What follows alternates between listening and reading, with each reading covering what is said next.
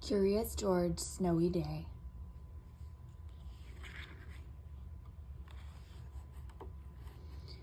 Curious George, Snowy Day. Adapted by Rotem, Moscovich.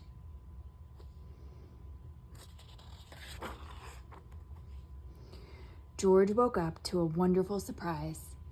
It had snowed all night.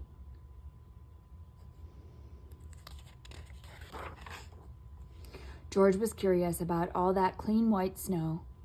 Maybe he could build something out of it. "You go outside, George," said the man with the yellow hat. "I'll make us some cocoa for later."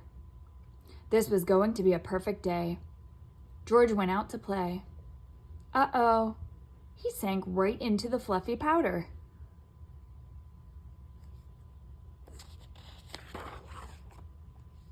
Bill, George's friend and neighbor, came by. He did not have any trouble walking on the snow. "Hey, George," Bill said. "I have an extra pair of cross-country skis you can have." Then Bill showed George how to ski by making zigzags through the snow. George could not wait to try it for himself.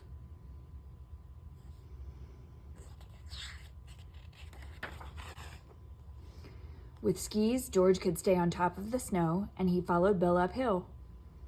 Suddenly, they heard a noise. Oink, oink, oink, oink.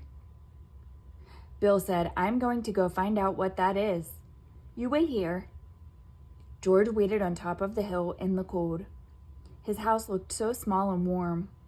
George wanted to get home for his cocoa. Was Bill coming back?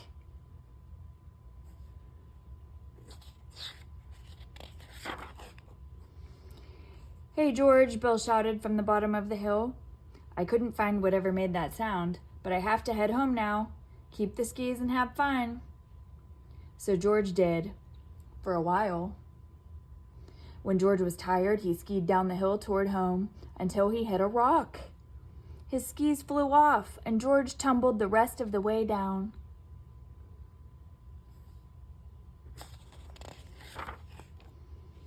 George picked himself up at the bottom of the hill. What would he do now? He spotted two children pulling a sled. They were walking on the snow, but they did not have skis. How did they do it? It had to be those wide, flat shoes they wore. "Vinny, I think he likes our snowshoes," the girl said. George nodded. "Vicky and I live on the other side of the hill," said Vinny. "If you come home with us, we'll lend you our snowshoes so you can get home too. Climb aboard the sled."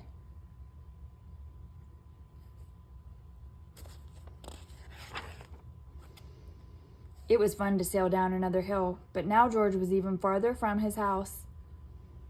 "Here you go, monkey," Vicky said. She gave George her snowshoes and climbed on the sled. "Bye, monkey. Good luck."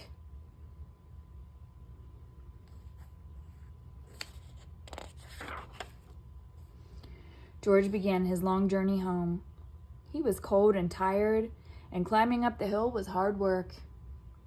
The thought of a nice steaming cup of cocoa kept him going. Oink! George looked up. There was that noise again. He decided to follow it.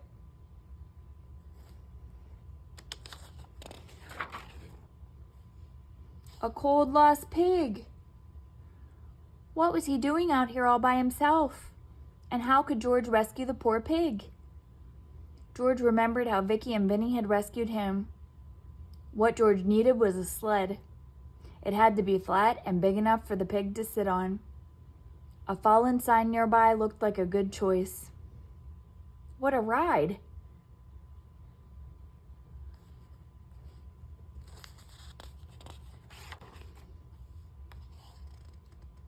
When George got home, he found his neighbor Farmer Rankins talking to the man with the yellow hat. "Thanks for bringing my pig home, George," the farmer said. "He got out last night before it snowed." "Good work, George," said the man with the yellow hat. "There's some cocoa waiting for you inside." That was exactly what George had hoped to hear.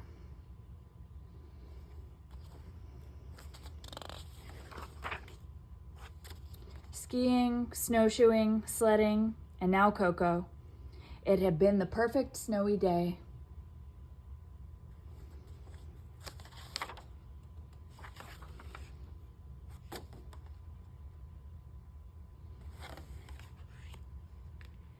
The end.